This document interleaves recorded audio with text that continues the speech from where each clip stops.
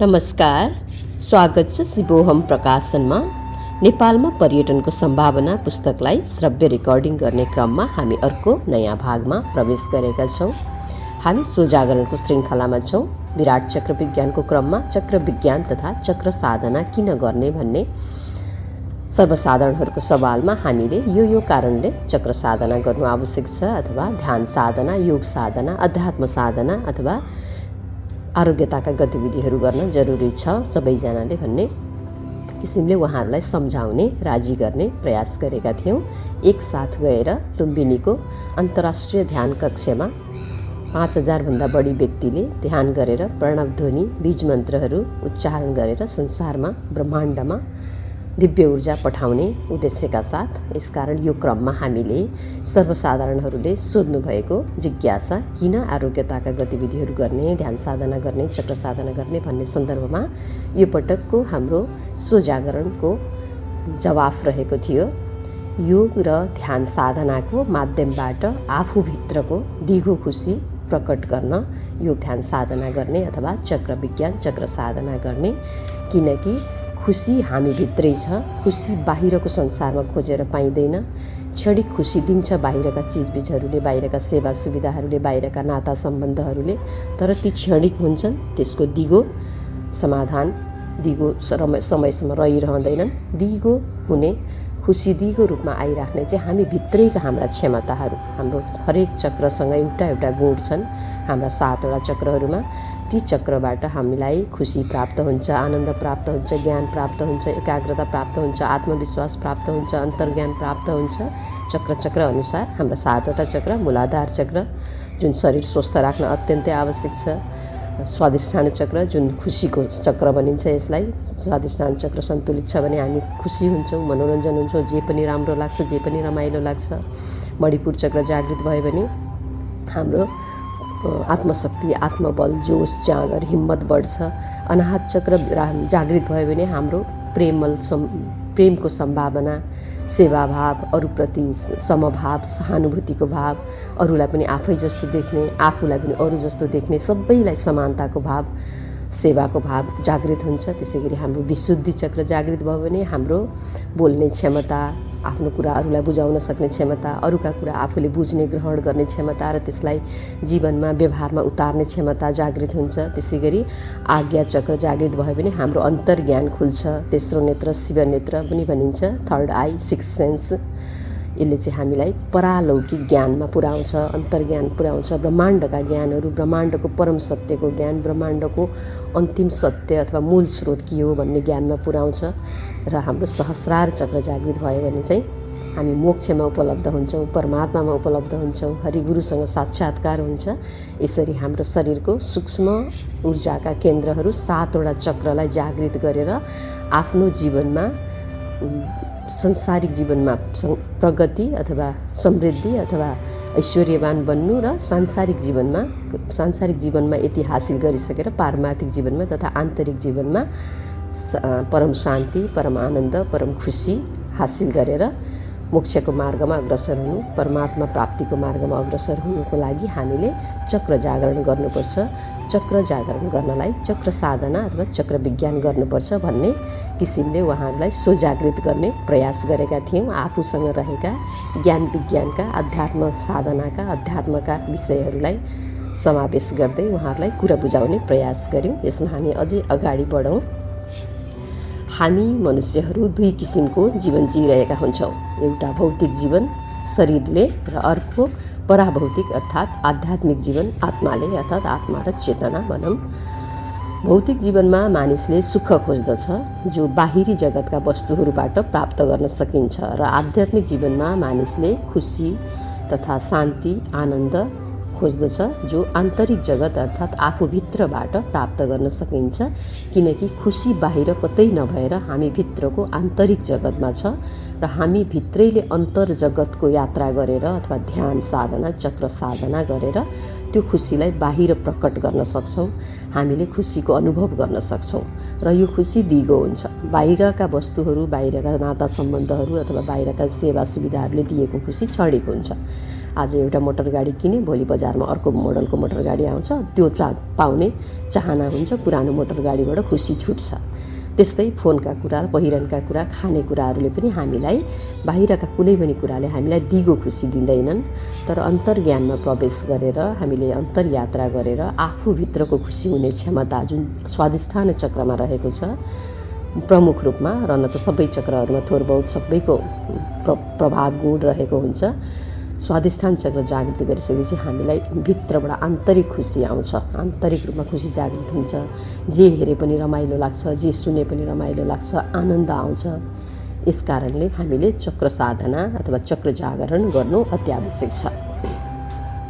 बाहिरी जगतका वस्तुहरूबाट प्राप्त गरेको सुखले पनि खुसी, शान्ति तथा आनन्द प्रदान गर्छ, तर यो क्षणिक हुन्छ, किनकि मानिसका इच्छा तथा आकाङ्क्षाहरू अन्तहीन हुन्छन्।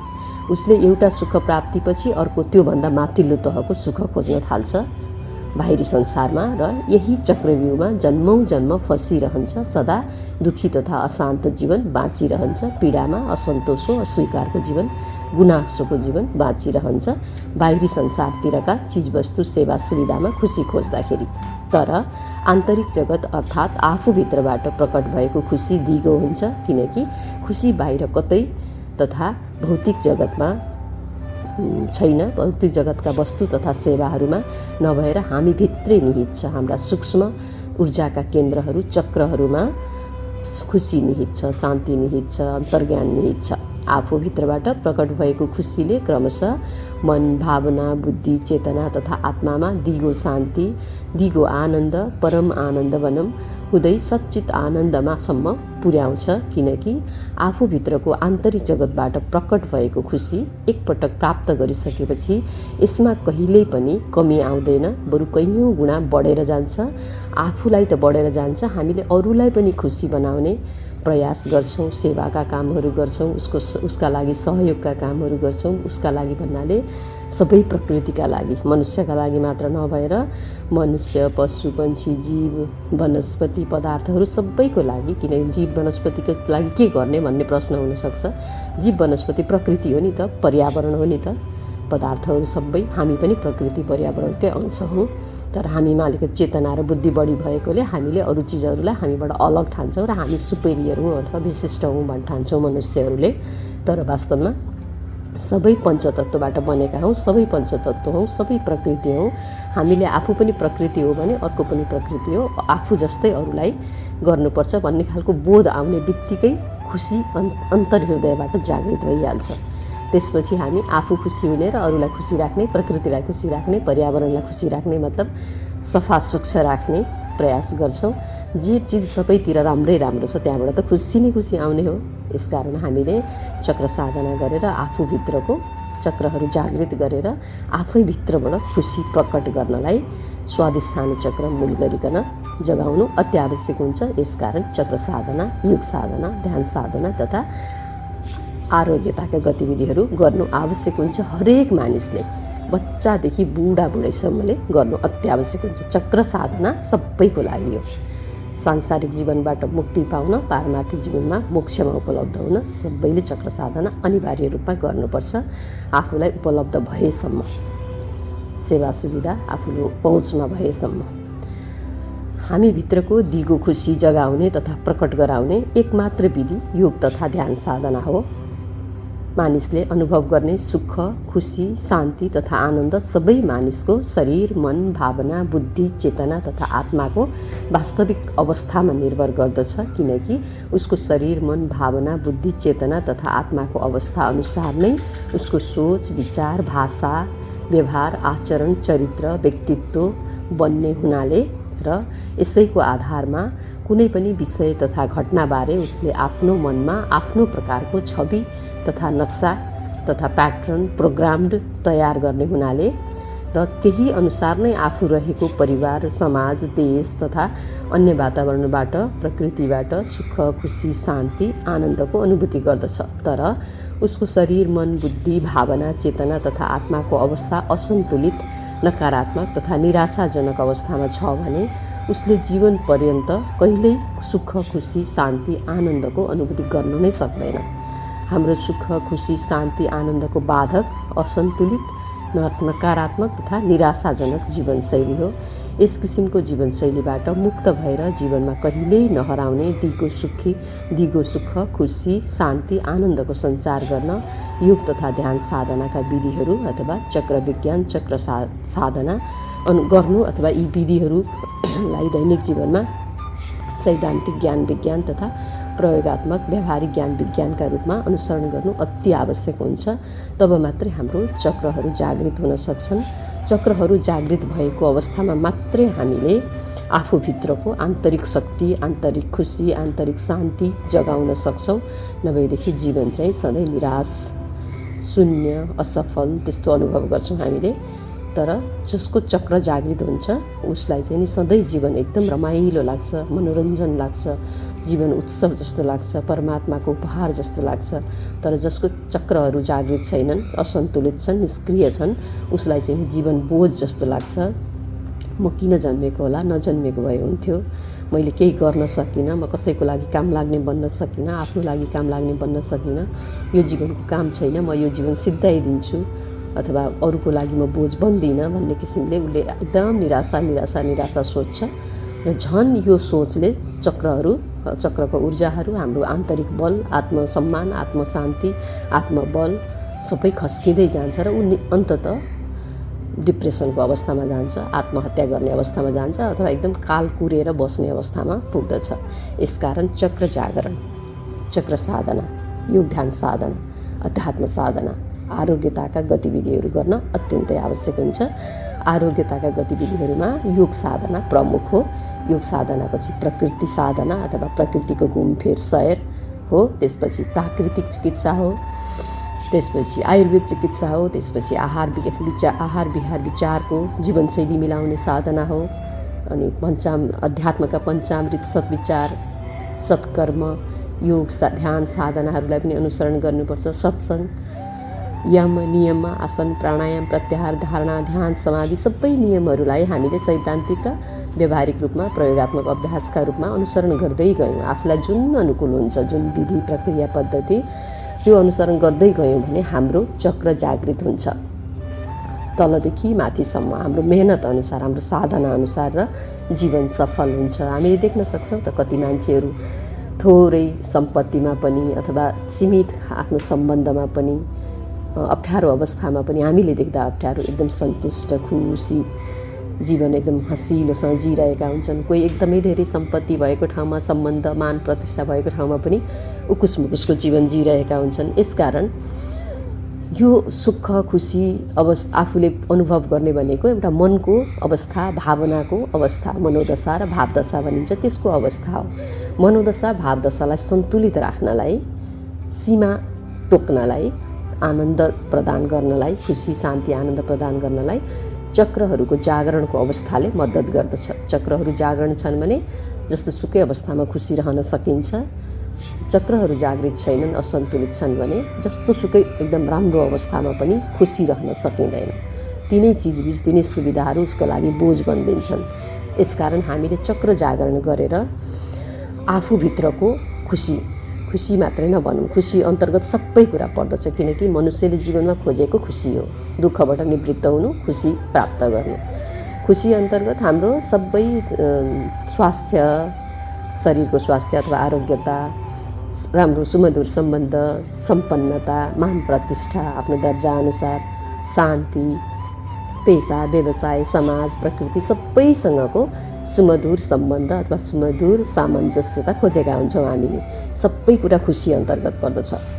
परम शान्ति, परम आनन्द, सच्चित आनन्दको अनुभूति पनि खुसी अन्तर्गत नै पर्दछ।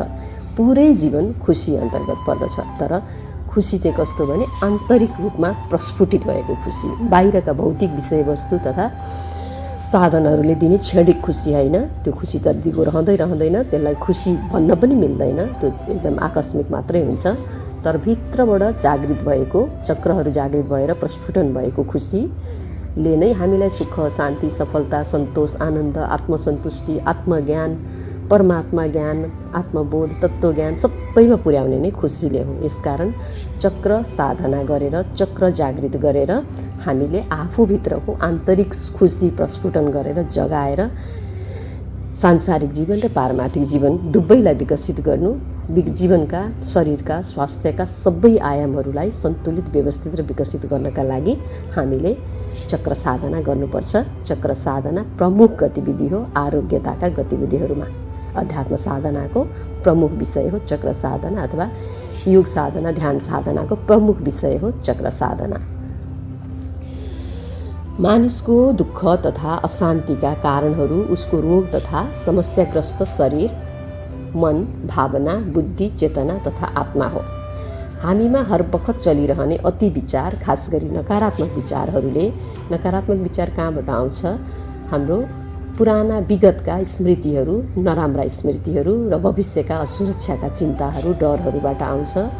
यस प्रकारका नकारात्मक विचारहरूले विभिन्न किसिमका रोग तथा समस्याहरू जन्माउँछन्, हाम्रो शारीरिक रूपमा, मानसिक रूपमा, भावनात्मक, बौद्धिक, चेतनात्मक रूपमा, र हामी रोगी हुन्छौँ। खास गरी रोगलाई दुई प्रकारले विभाजन गरिएको छ, शारीरिक रोग र मानसिक रोग। मानसिक असन्तुलन हुने, विचार सन्तुलन नहुने, भावना सन्तुलन नहुने मानसिक रोग अथवा मेन्टल प्रब्लम, मेन्टल डिजिजेस अन्तर्गत पर्दछ भने शरीरका अङ्गहरूमा, बाहिरी अङ्ग, भित्री अङ्ग, रगतमा, मांसपेशीमा, हड्डीमा, जोड्नेमा, मज्जामा, अस्थि मज्जामा यस्तो प्रकारका लाग्ने रोगहरू अथवा मस्तिष्कमै पनि लाग्ने रोगहरू, भौतिक मस्तिष्कमा, यो चाहिँ शारीरिक रोगहरू अन्तर्गत पर्दछ।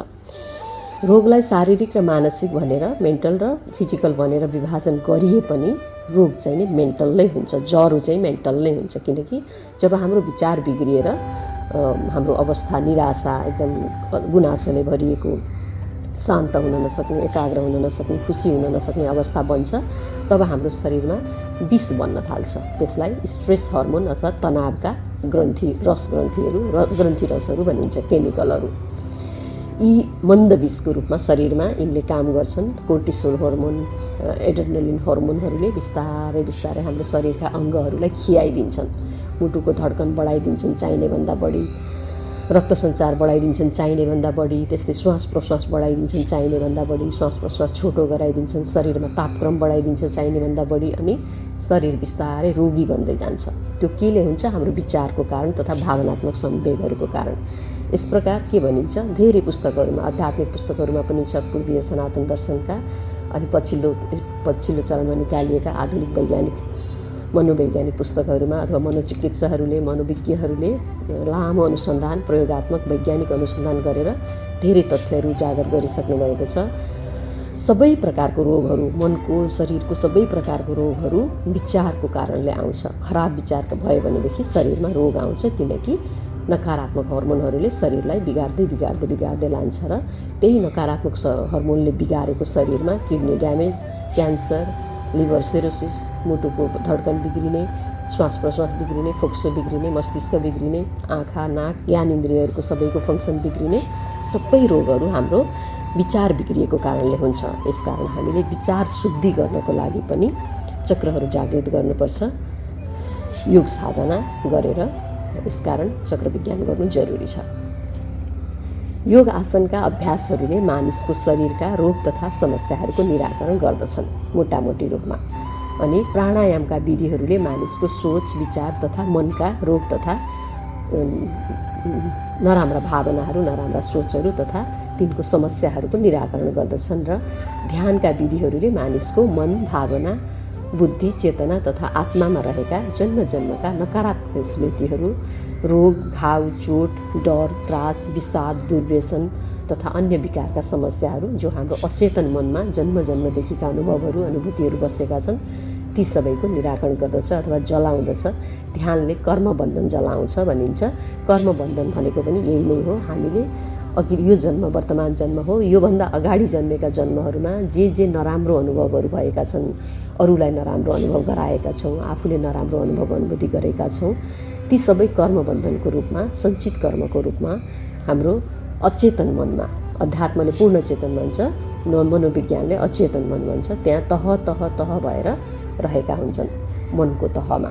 अनि यिनैले हाम्रो जीवनलाई प्रभाव पारिरहेका हुन्छन् पल पल, किनभने अचेतन मनको शक्ति 90% छ हाम्रो जीवन चलाउनलाई र हाम्रो चेतन मनको शक्ति 10% मात्र छ हाम्रो जीवन चलाउनलाई। यसकारण हामीले जे सोचिरहेका हुन्छौँ तर त्यही किसिमले हामी आफैले गर्दैनौँ, मन परिवर्तन भइहाल्छ।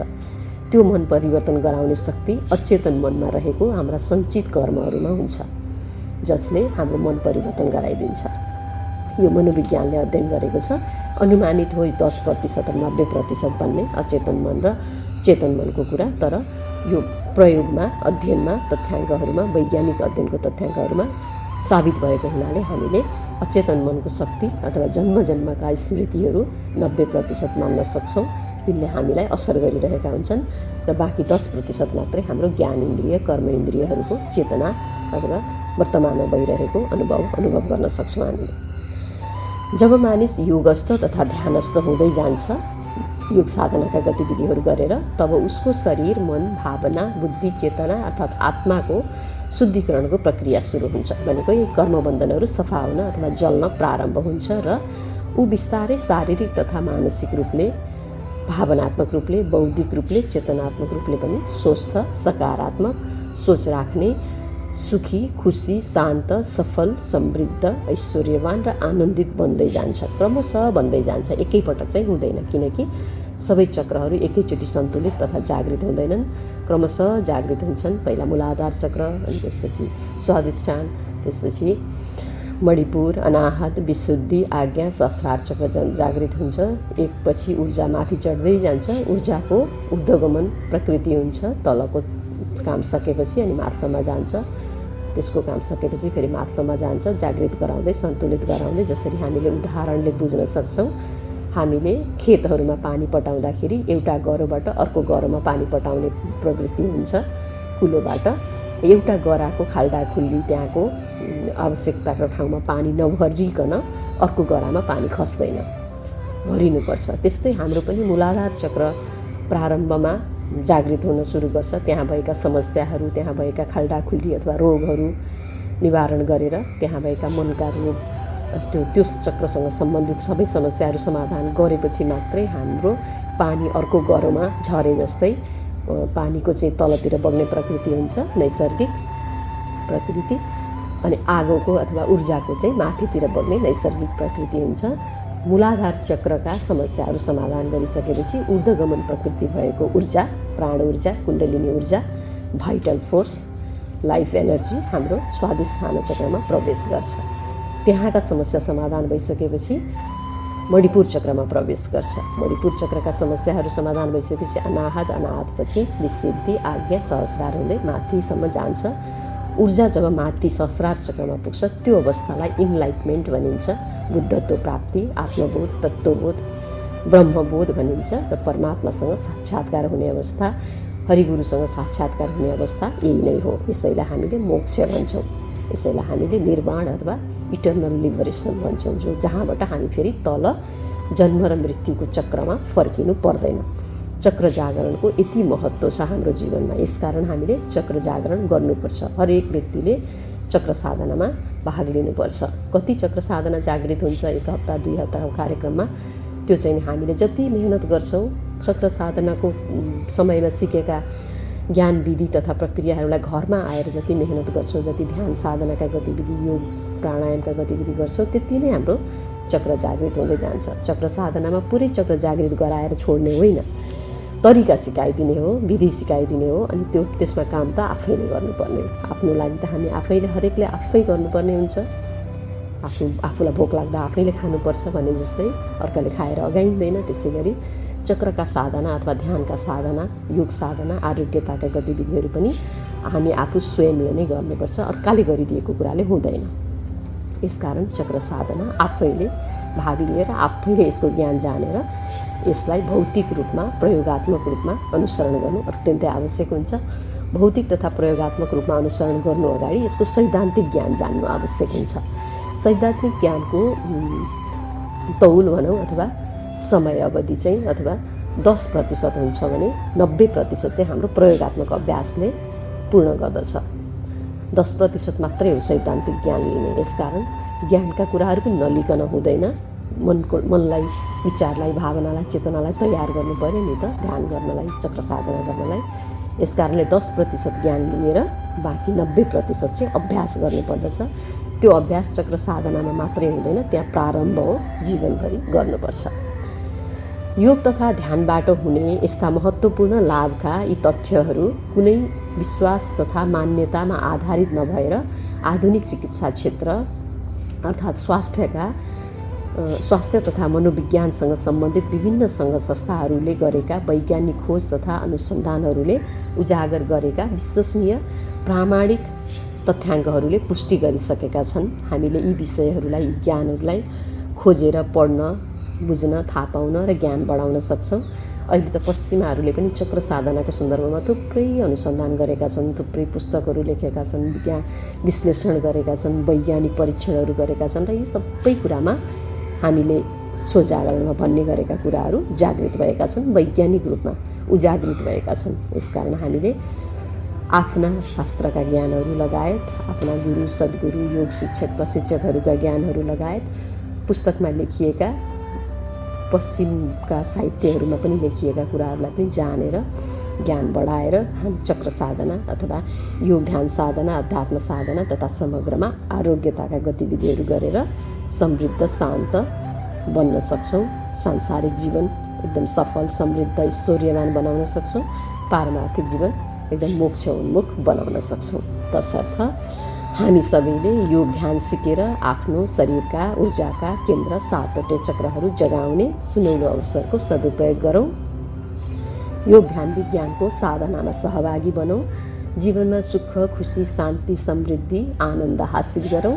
आफूले आफूलाई चिनौँ, देशलाई चिनाऊँ, मानवताको सेवा गरौँ। नेपाललाई आध्यात्मिक पर्यटनको गन्तव्य मुलुक बनाऊँ अथवा आरोग्यताका गतिविधिहरूको मूल केन्द्र बनाऊँ र यहाँका पर्यटकीय सम्भावनाहरू, यहाँका आरोग्य पर्यटनका गतिविधिहरू, खास गरी योग ध्यान साधना, प्रकृति घुमफिर, प्रकृति साधना, प्राकृतिक चिकित्सा साधना, आयुर्वेदिक प्राकृतिक चिकित्सा साधनाका अरू पनि अवयवहरू, मर्म चिकित्सा, मालिस चिकित्सा, ध्वनि चिकित्सा, सुगन्ध चिकित्सा, धुवाँ चिकित्सा, आहार चिकित्सा, हामीसँग धेरै प्रकारका आरोग्यताका गतिविधिहरू छन्। किनकि नेपाल भनेको आरोग्य भूमि हो, नेपाल भनेको गुरुभूमि हो, ध्यान भूमि हो, तपोभूमि हो।